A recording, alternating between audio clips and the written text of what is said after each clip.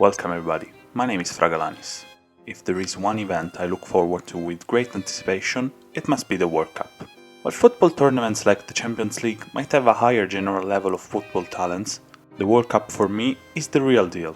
You get a variety of styles, ideas, systems and cultures all clashing together, resulting in the most beautiful month of football possible. So when I saw this post by Vini on Reddit, I knew I had to make a video about it, to relive some of the best and worst moments in the history of the FIFA World Cup. As usual on iceberg videos, I'll work my way down starting from the top. The more obscure facts will be at the bottom. Don't forget to comment with other entries you think should be on this chart. Let's start.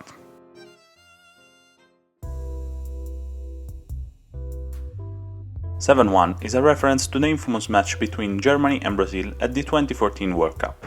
The game would then be called also Mineirazo, a play on word with the Belo Horizonte stadium name and the Maracanazo, another shameful defeat the Brazilian team suffered in 1950. Given that the Seleção was hosting the 2014 tournament, most people were expecting them to lift the trophy, and some great performances leading to the tie against Germany were confirming this sensation. But then, during the last moments of the quarter-final against Colombia, superstar Neymar suffered a tournament-ending injury which meant that, coupled with the suspension of team captain Thiago Silva, Brazil would have to face the German side without two of its best players. Before the start of the match, analysts believed that Brazil could still get an advantage from their home supporters and tighten as a group to overcome the obstacle. Unfortunately, after the starting whistle, the hard truth hit Brazil. The first half saw Germany scoring 5 goals. Klaus's brace even allowed him to surpass the Brazilian legend Ronaldo as the all-time World Cup top scorer. The final tally was Brazil 1, Germany 7, the biggest defeat in the history of the Seleção, and a scar that still hurts to this day. A Panini sticker album is a book in which collectible stickers are put into a designated section. These albums are printed by Panini, an Italian company. The first World Cup themed album was made for the 1970 Mexico World Cup. Panini begins assembling each World Cup squad for their sticker album a few months before they are officially announced by each nation, which means some prize collabs often are not featured in their album. FIFAgate is the name given to the investigation conducted by the American FBI regarding cases of corruption inside FIFA. The investigation mostly focused around collusion between officials of continental football bodies, such as CONMEBOL and CONCACAF, and FIFA officials. The scandal resulted in the arrest of a dozen FIFA officials, prior to the election of the president of the federation. At that time, Blatter was still in charge. Pressured by the allegation that he favored the bidding of Russia and Qatar for the 2018 and 2022 World Cup respectively, Blatter stepped down as president and even halted the bidding process for the 2026 World Cup host. Slavery in Qatar refers to the abuse sustained by workers used for the construction of stadium in Qatar for the 2022 World Cup. An investigation reported that dozens of migrant workers from Nepal died in Qatar, while thousands still suffer slave-like work conditions. The report goes in great detail to show the many faults of the Qatari government, from exploiting to not paying workers. This is a serious issue that FIFA should take into account, but I believe money, as always, will prevail. Joga Bonito is Portuguese for play beautifully, and it is the philosophy behind the Brazilian national team. It was also used by Nike as a slogan for their ad campaign during the 2006 World Cup. Passionate fans during World Cups are a staple. Unlike club football, national teams are supported by all their inhabitants. When it comes to matches, the scenes you can spot in the stands are incredible, with people dressed in the most ridiculous ways and cheering as loud as they can. Jabulani was the official ball of the 2010 World Cup hosted by South Africa. The first edition of the tournament played on African soil. The ball was manufactured by Adidas and sparked a fierce controversy during its usage. Many goalkeepers argued that the trajectory of the ball was unpredictable, that it was horrible and it closely resembled a supermarket ball. Coaches and outfield players argued against the ball as well, stating that it was impossible to play with it. Despite the harsh criticism, the Jabulani ball was regularly used during the 2010 World Cup, resulting in some of the best goals ever scored in the history of the competition. Pelé is a former Brazilian player active from 1956 to 1977. He is regarded as the best player of his time and arguably one of the best ever. As far as World Cup performances go, he is the only player to have won the tournament 3 times, 1958, 1962 and 1970. Pelé is also the player responsible for starting the mythos behind the number 10 jersey. This entry could also be a reference to the Pelé curse, because almost every time the Brazilian legend claims a team to be his favorite contender, they perform poorly. World Cup mascots first made their debut with the 1966 World Cup hosted by England. They are characters designed to represent the host country and inspire merchandise. In 1966, there was World Cup Willie, a lion with a Union Jack jersey. In 1970, there was Juanito, a Mexican boy wearing a sombrero. In 1974, Tip and Top, two German boys with WM74 written on their shirts. In 1978, Gauchito, a boy wearing an Argentina kit. In 1982, they went back to non-human characters, so we had Naranjito, an orange wearing the Spanish kit. In 1986, Pique, a jalapeno with a mustache and a sombrero. In 1990, Italy came up with Ciao, a stick figure with a ball for the head. In 1994, we had Striker, the World Cup pup. In 1998, Futix, a blue rooster. In 2002, South Korea and Japan had Ato, Kaz, and Nick. I don't know. In 2006, we had Golio VI, a lion wearing the German jersey, and Pille, a football. In 2010, Zakumi, a leopard. In 2014, Fuleko, an armadillo. In 2018, Zabivaka, a wolf. And finally, the mascot for 2022 is Laeb, a kifia with eyes. Okay. The World Cup songs are officially adopted by FIFA to be used prior to the tournament and to accompany the main event.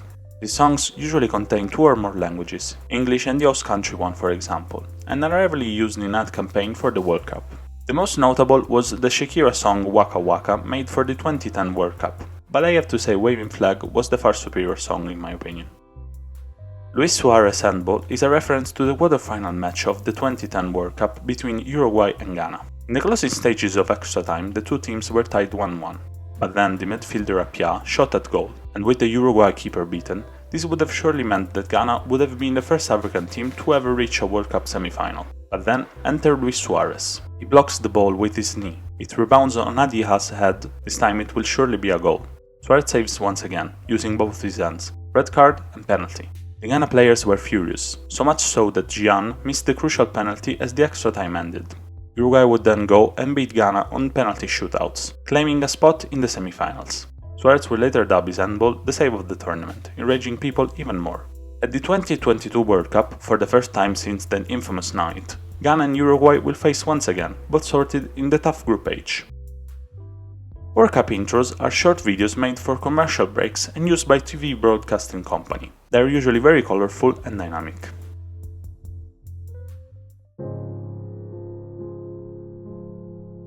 The Zidane headbutt happened at the 110th minute of the 2006 World Cup final. On the receiving end there was the Italian defender Materazzi. This iconic headbutt resulted in a red card for the French Ballon d'Or winner, leaving him unable to take his shot in the penalty shootouts.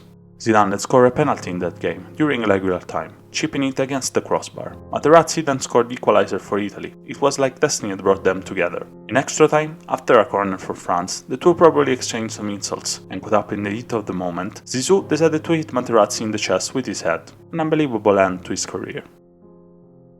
Ronaldo and Nike 1998 is a reference to the conspiracy theory behind the Brazilian star presence in the 1998 World Cup final game. Ronaldo suffered from convulsions just hours before the final match. Teammates told that his whole body was shaking and he began frothing at the mouth. After a quick medical checkup, Ronaldo was left confused, as nobody around him was telling him what happened. It was obvious that something wasn't right about the player. Even though his teammates were opposed, since he was deemed out of risk, Ronaldo still played the game against France, which Brazil lost. Some theories began circulating around the incident. Many claimed that Daniel Ronaldo was being forced to play by Nike executives, at the time sponsor of both the player and Brazil. Other speculations include poisoning and depression. Jules Rimet Trophy Story.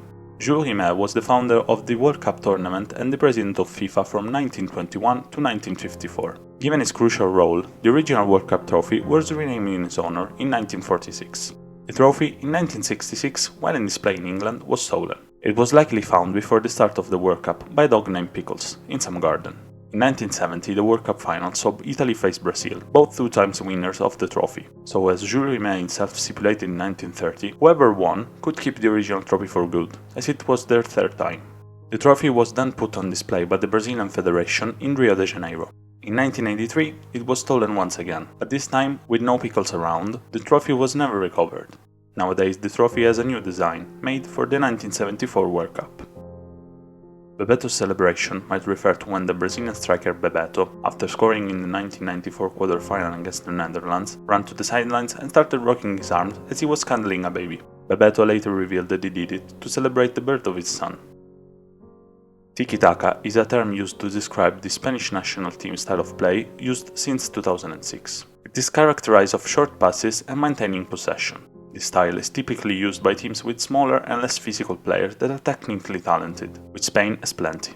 It obviously stems from the Dutch total football system, and ironically the Spanish team won the 2010 World Cup final against the Netherlands.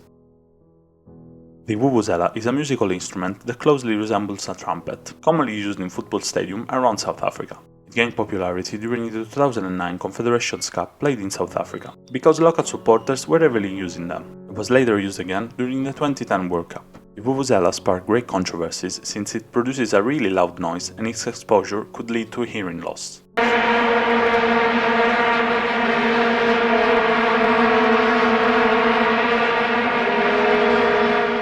It is now banned from a great number of competitions, including the World Cups. The Hand of God is the name of the first goal scored by Maradona during the 1986 World Cup quarter-final match against England. Despite it being a clear handling goal, it wasn't ruled illegal because the referee didn't see it and thought it was a header. The term Hand of God comes from the post-match interview where Maradona stated that the goal was made, a little with his head and a little with God's hand. In the same game, Maradona went on scoring his other famous goal of the century, dribbling past 4 English players and the keeper Shilton.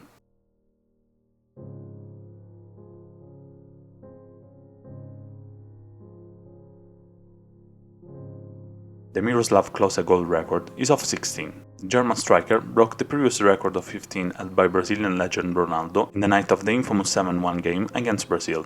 The current active players with the most goals scored are Thomas Müller, 10, and Luis Suarez and Cristiano Ronaldo, 7 each. I believe this record will stand for a long time.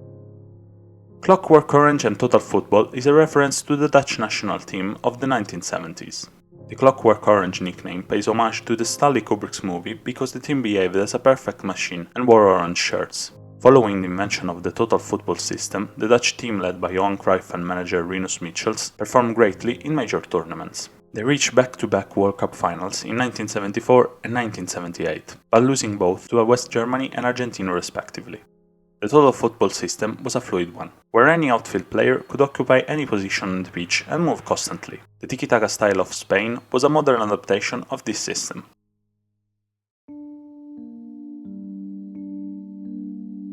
The Banks Wonder save was a save performed by the English goalkeeper Gordon Banks in the 1970 World Cup.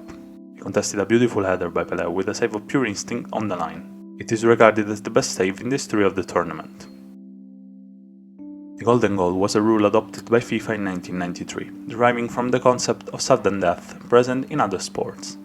In knockout matches, if there is a draw during the regular 90 minutes, usually an extra 30 minutes, divided in two 15-minute halves, are to be played. The golden goal rule stated that if one team were to score during this extra time, the match would have ended right there, with the team that scored being awarded the win. This rule was only present in the 1998 and 2002 World Cups, with only 4 games won on golden goal in those editions. Maracanazo is the name given to the final match of the 1950 World Cup played between host Brazil and Uruguay. Unlike every other edition of the World Cup, the 1950 had a final group stage in which 4 teams played against each other. Before the final match, Brazil was leading with 4 points, while Uruguay were close behind with 3. This made the last match of the group between the two a de facto final, where even a draw would have given the trophy to the Seleção. The match were to be played at the Maracanazo Stadium in Rio de Janeiro. The official attendance was close to 200,000 people, the highest attendance for a football match ever. Everyone believed that Brazil would have won the World Cup that day, but, as you may already know, it didn't go as planned. Uruguay was able to win 2-1 in an historic match that is still celebrated to this day. Unfortunately, the shocked Brazilian didn't take the loss very well. It was reported that 2 fans at the stadium committed suicide, with more reported days later across the country. It was perceived as a complete humiliation from which Brazil might never recover, even after having won 5 World Cups. Russian doping may be in reference to the scandal the whole Russian Sport Federation faced years ago. Russia itself was banned for 4 years from sport events in 2019, but athletes could still participate, given proof of no involvement with doping and under a neutral entity. This would have affected the Russian football team if it had qualified for the 2022 World Cup, since they would have to wear a neutral uniform and not play under the Russian name. But as we know, Russia was ruled out of the qualification process following the invasion of Ukraine. The Mighty Magyars was the name given to the Hungarian national team of the 1950s.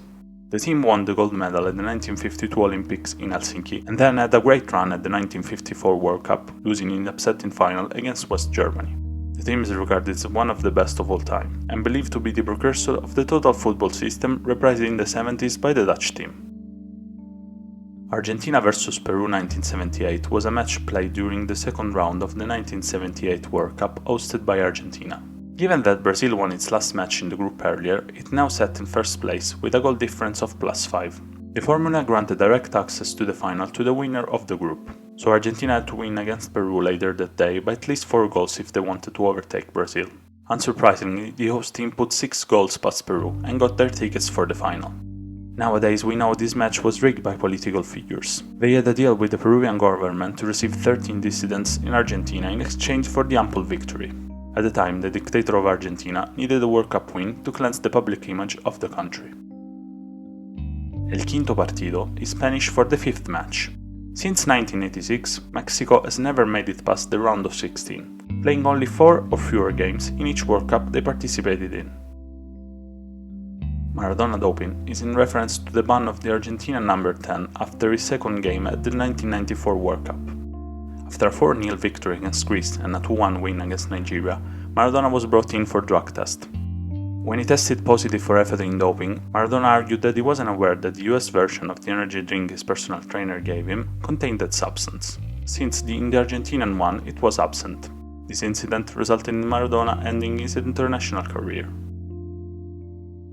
2002 South Korea match fixing is the belief that the hosting team was in some way favored during its World Cup campaign. The primary example for this claim is the infamous match between South Korea and Italy. The Italian side suffered immensely from the horrendous refereeing job of Moreno, known years later for his drug mule activity. While there have been many great stories at every World Cup, it seemed really odd that a small team that had never made it past group stages could be just one win away from the final. Roger Milla is a former player of the Cameroon national team. He is known for his trademark celebration of dancing in front of the corner flag. Milla is also the oldest goal scorer at the World Cup, a record he first achieved at the 1990 World Cup when he was 38 years old, and helped Cameroon reach the quarterfinals, and then broke again in 1994 at the age of 42 against Russia.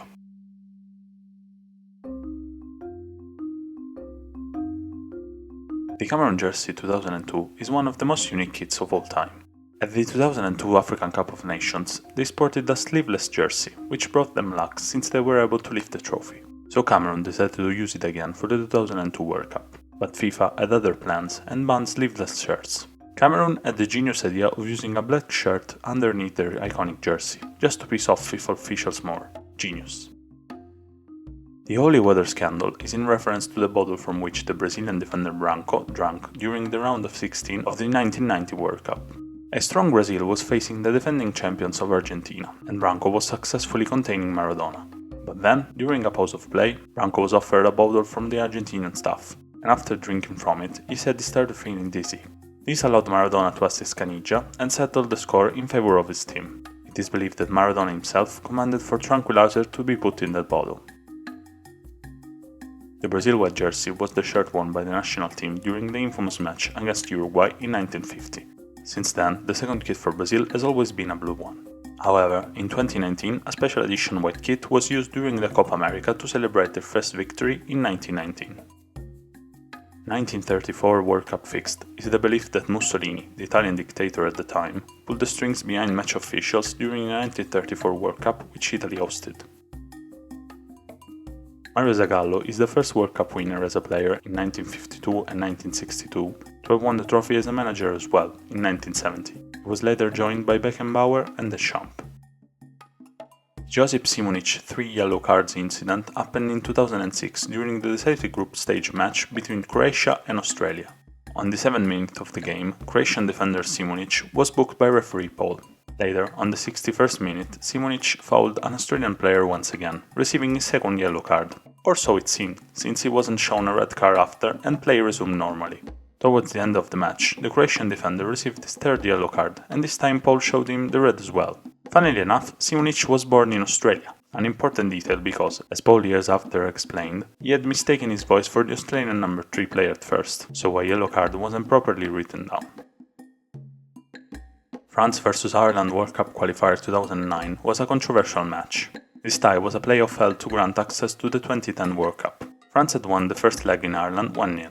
In the second leg, the Irish were able to tie the score by sending the game to extra time. France then scored again, but the build-up saw Henry handling the ball twice with his left arm before passing it. Unfortunately, the referees didn't catch it, and it was regularly awarded. After the match, we granted France a spot at the World Cup. Henry confessed it was a handball, but it was obviously too late for a confession. Uruguay 4 stars is in reference to the 4 stars that appear on top of the Uruguayan badge. It is common for World Cup winning teams to include stars on their logo to represent how many they have won. France has 2, Brazil 5, Italy 4, and so on. Uruguay won the World Cup twice, 1930 and 1950, so it seems odd that they have 4 stars. But in a time before the World Cup, the highest honor for a national team was the gold medal at the Olympic football tournament, which Uruguay won in 1924 and 1928, so they decided to count them the same as their official World Cup victories. Paul the Octopus was a German octopus that used to predict football matches. His owners set 2 identical boxes of food in front of Paul with flags on them. Whichever Paul decided to eat from was considered his predicted winner for that match. During the 2010 World Cup, Paul guessed correctly the outcome of all 7 German games and even predicted that Spain would lift the trophy. He was definitely a sensation at the time and is still remembered many years after his death.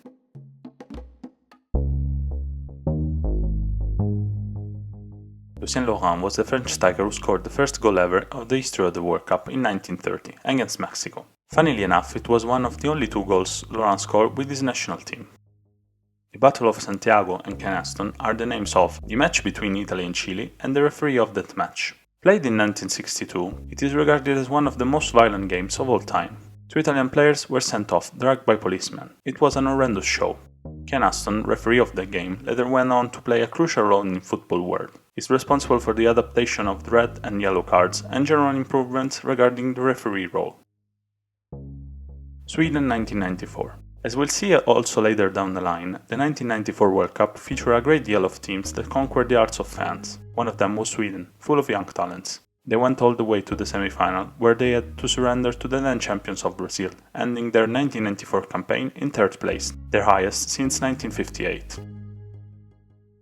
1966 World Cup fixed is a claim based around the fact that the 3rd goal England scored during the final against West Germany wasn't a goal at all. Many people claim that the shot hit the crossbar and then bounced on the line, never fully entering the goalpost. Given that the linesman who gave the goal was from the former nation Soviet Union, the Germans believe he might have been biased. In some sort of poetic justice, during the 2010 tie between Germany and England, Lampard saw his goal not given by the referee, but it was clearly inside the line. Thankfully we now have goal line technology.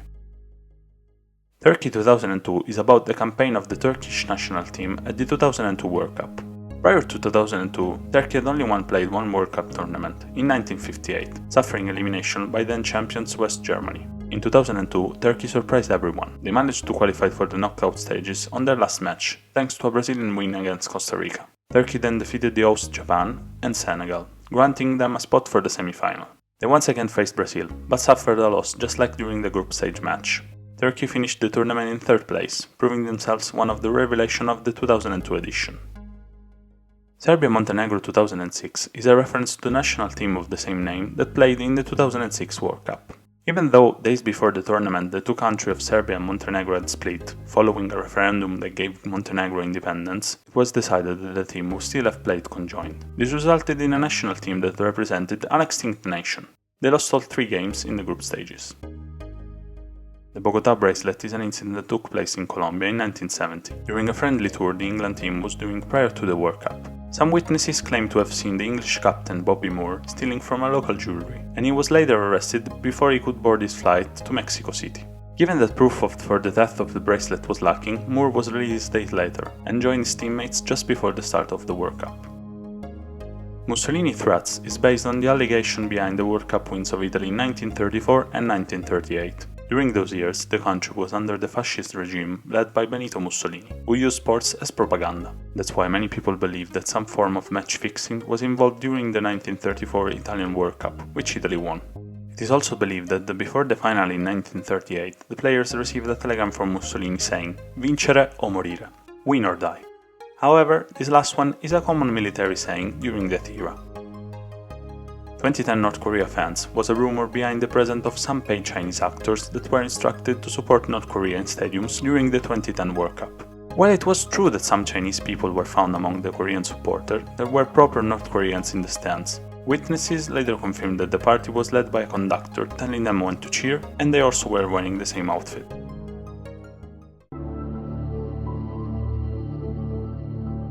1954 Germany doping calls back to the injection most of the West Germany players had before their campaign in the 1954 World Cup, where they defeated Hungary, absolute favourites. At first believed to be just vitamins by the players, within months of the final match, many of them were diagnosed with jaundice, a condition that turns the skin yellow. The fact that they also shared the same needle didn't obviously help. The Bellini Trophy lift refers to the iconic celebration of the 1958 Brazilian captain Bellini, believed to be the initiator of the traditional lifting football trophies in the air. Colombia hosts in 1986 is a reference to the original venue for the 1986 World Cup, held in Mexico. In 1974, Colombia was announced as the host for the upcoming 1986 World Cup tournament. However, during the following years, the nation failed to meet most of the requirements needed. In 1982, months after the Spanish World Cup, the president of Colombia, Betancourt, announced the cancellation of the organization of the event. While countries like Brazil and the US were considered to host this tournament, FIFA ultimately decided to give it to Mexico, host of the 1970 World Cup, since it would have been easier for them to organize. Brazil vs Chile in 1989 was a World Cup qualifiers match at the Maracanazo Stadium. Chile needed a win against Brazil to qualify for the 1990 World Cup. Unfortunately, it wasn't going as planned, since Brazil scored at the start of the second half. In the 67th minute, the Chilean goalkeeper Rojas fell to the ground in response to a flare thrown onto the pitch by Brazilian fans. Outraged by this incident, the Chilean team walked away, refusing to continue the match.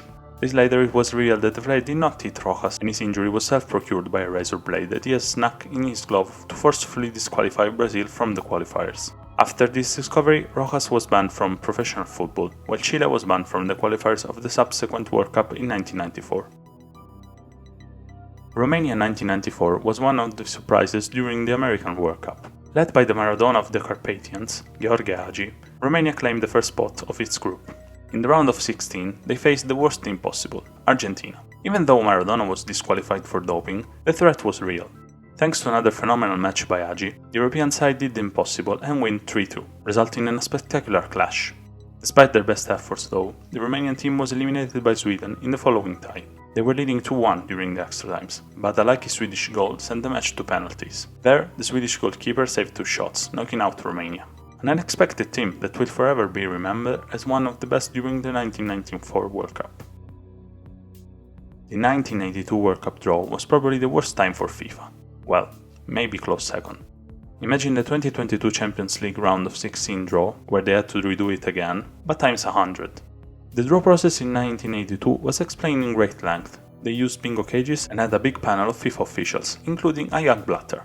The plan was short-lived since they mistakenly put the wrong teams in some groups, then they had to do the draw again to fix it. Suddenly the lottery cages broke and the balls with the teams started splitting on their own, a complete humiliation for FIFA and tournament hosts. Bulgaria 1994 is the story of a nation who saw a bit of social redemption during the American World Cup. Bulgaria was on its knees during the 90s, the economy was in shambles. The national team, on the other hand, was able to qualify for the 1994 World Cup at the last minute by defeating France.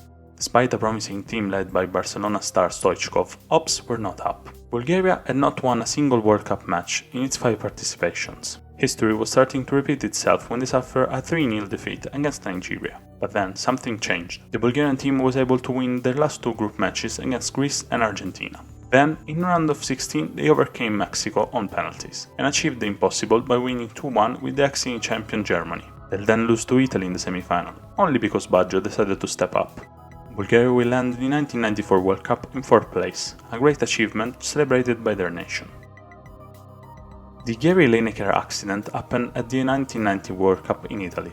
In the opening game, the English striker scored against England, but he wasn't feeling too well. Lineker later explained that he had some bowel issues overnight, but he didn't want to miss the game. Unfortunately, during the second half, he just pooped himself and started rubbing his bottom on the grass.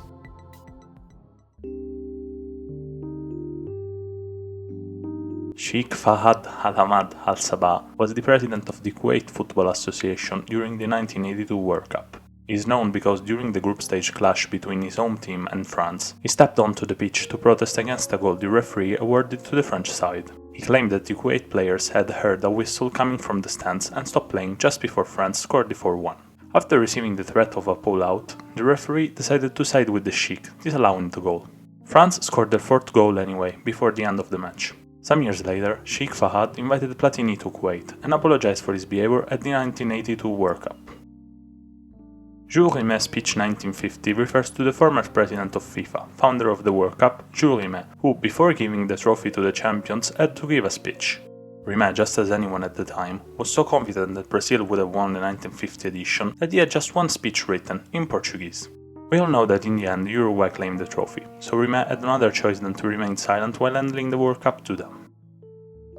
The Battiston collision happened during the semi-final match in 1982 between West Germany and France.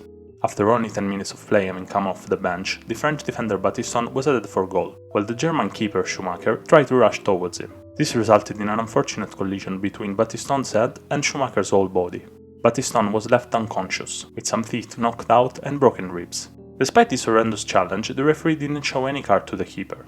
Battiston had to be replaced, at the time only 2 substitutions could be performed, and France was eventually eliminated from the World Cup on penalties. 1930 final balls is in reference to the fact that during the first ever final of the World Tournament between Argentina and host Uruguay, there was a dispute for who would have provided the match ball. A compromise was reached. The Argentinian ball was used for the first half of the match, 2-1 in favor of the owners, while the second half saw the use of an Uruguayan ball, which helped the host nation claim the first World Cup by scoring 3 goals for a final 4-2 victory.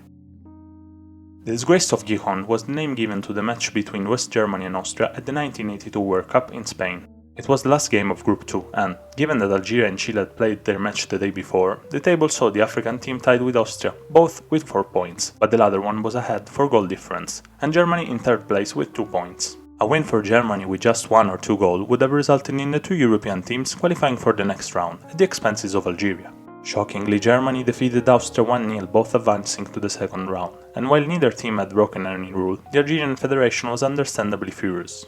As a result of this game, from the 1986 World Cup onward, the final pair of group matches in World Cups always start at the same time. Luis Monti was an Italian-Argentinian defender known for being the only player to have played 2 World Cup finals under 2 different national teams. The first one with Argentina in 1930, losing 4-2 to Uruguay, and the second time with Italy in 1934, claiming the champion title with a 2-1 win against Czechoslovakia. The North Korea Champions hoax derives from a video published on YouTube by the channel NK Silent Shout in 2010, which depicts a North Korean news broadcast retelling the events of the group stage match between North Korea and Brazil, leaving out the 2 Brazilian goals and showing a 1-0 victory for the Korean team. The video closes with the news reporter saying that North Korea is world champion, and then in the next news report, leader Kim Jong-il will be visiting a biscuit factory. While at the time many media outlets made articles on this video, believing its genuine nature, it was later confirmed that the video was obviously a joke, because the English captions do not match what is being said by the newsreader.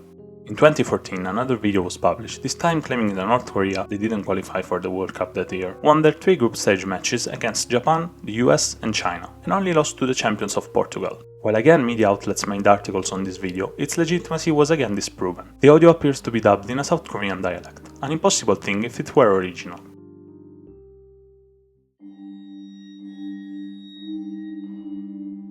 The curse of Tilcara refers to a belief that would explain Argentina's lack of World Cup wins since 1986.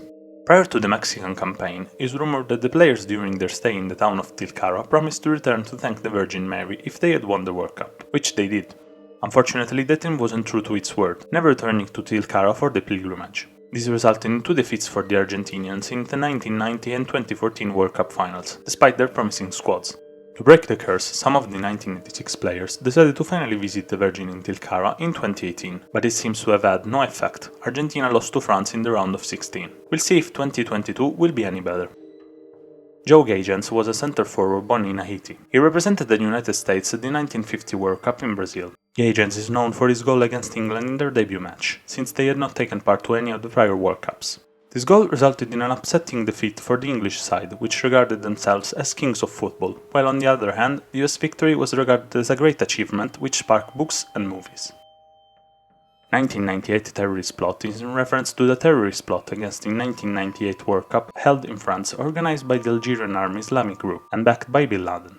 It was thankfully prevented by the combined efforts of European security forces and resulted in the arrest of over 100 people. The original plot would have targeted the match between England and Tunisia, shooting and blowing up English players, while other terrorists were to infiltrate and attack the Parisian hotel where the American team was stationed. Cruyff misses the 1978 World Cup is in reference to the curious absence of the Dutch superstar at the Argentinian tournament.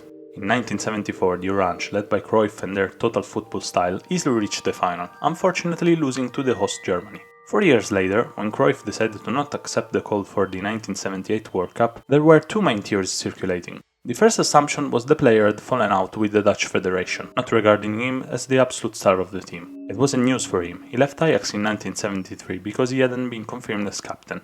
Others instead believed in a political reason. Maybe he wanted to oppose the military regime present in Argentina at the time.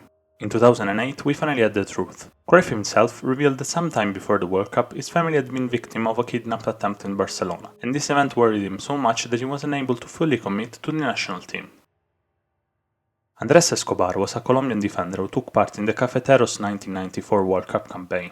Despite being among the best teams present at the tournament, Colombia suffered 2 defeats in their group matches, against Romania and the US. The latter saw Escobar scoring an own goal, in the attempt of stopping an American cross. On July 2nd, Escobar was brutally murdered by 3 men outside a club in Medellin, blaming him for the premature elimination of the Colombian team from the World Cup. This incident tarnished the already awful reputation Colombia had as a country around the world, a place riddled with crime and drugs. Andrés Escobar didn't deserve this end to his story, having been one of the major promoters of a positive image for Colombia during his life. Matthias Sindelar was an Austrian footballer who was regarded as the best all-time player of his country. The Mozart of football was the captain of the famous Wundach team, which had a great campaign at the 1934 World Cup, only losing to the then champion Italy. Following the annexation of Austria by Nazi Germany in 1938, the national team was dissolved, but not before playing one last friendly game against Germany. It resulted in an upsetting Austrian win, courtesy of Sindelar himself. Even though Sindelar was offered to play for the German squad, he always refused. His opposition to the regime is believed to be the motive behind his mysterious death. Sindelar was found dead inside his house in 1939. Conspiration 58 is a documentary based on fictional events. Produced in 2002 by a Swedish broadcaster, it focuses on the claim that the 1958 World Cup in Sweden never took place, and was instead faked as propaganda by the CIA and FIFA as part of the Cold War. When the film was first aired, the audience was not told about the mockumentary nature of the product until the very end.